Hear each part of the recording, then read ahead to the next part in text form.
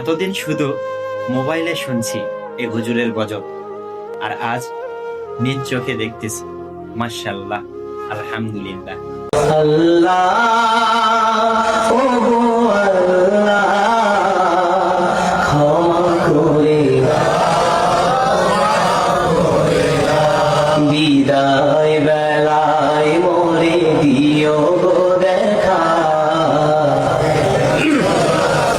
ডেকে লো রাসূলুল্লাহ, রওজা হে রাসূল তোমায় ভালোবাসি, অন্তরে শুধুই মুখে না, জান্নাতের আশা নয় হে রাসূল।